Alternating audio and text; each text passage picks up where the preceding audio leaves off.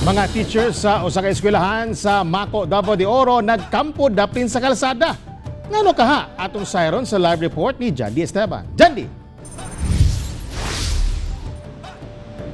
Tekmo ni sila itong mga magtutudlo diha sa New Leyte Elementary ug National High School sa Mako, Davao de Oro.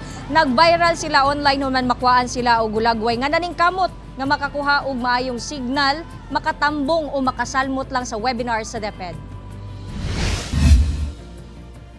Bisan ulan, dibaktas sa mga magtutudlo sa New Leyte Elementary ug National High School ang lugar kung asa dunay maayong signal sa internet aron makasalmot sa webinar o seminar nga ginapahigayon online sa DepEd.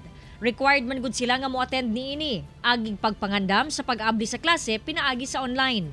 Ang uban nagpungko daplin sa kalsada, samtang ang uban nag-set up og tent, iyahay og panikamot nga makakuha og signal. Ang maong mga hulagway nag-viral online nga miani og pagdayig sa netizens. Gidayig sab sa DepEd Region 11 ang mga magtutudlo sa pag-atubang sa hagit, labi na sa issue sa internet connection. We salute our teachers for that endeavor.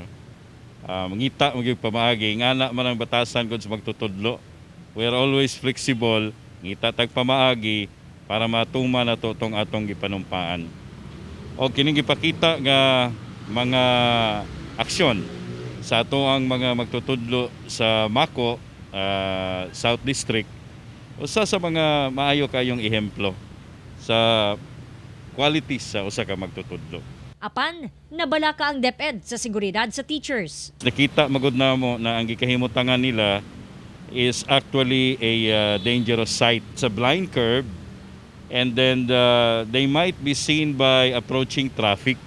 We would like always to remind them to really remember the imposition of the health protocols. Sumala ni Davao de Oro Governor J.V. Uy, ilang paningkamutan nga mahatagan og kasulbaran ang kahinay sa signal sa mga lugar sa probinsya, labi na nga online na ang klase. Lauman nga mabutangan og 186 Wi-Fi sites ang mga eskwelahan sa Davao de Oro karong tuiga, lakip ang sa New Leyte, Mako, sa pakigalayon sa laing ahensya sa gobyerno.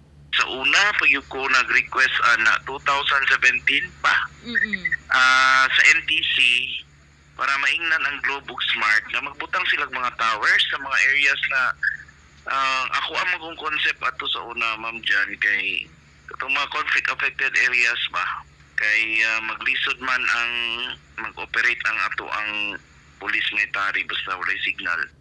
Sumala sa National Telecommunications Commission Region 11 nga madalatar ang pagtukod og mga tower o cell site tungod sa pipila ka rason. Sama sa dugay maaprubahan sa LGU ang aplikasyon sa pagtukod niini. Makapadugay sab ang pagsulbad sa issue sa road right of way. Mao po na mong ipabot skill ko nga i-improve po nila unta nila mga signal. So naay mga expansion nila karon unya nga mo as far as it is concerned, hindi lang the expansion, kundi rehabilitation. Naman ko yung mga towers nila nga 2G lang.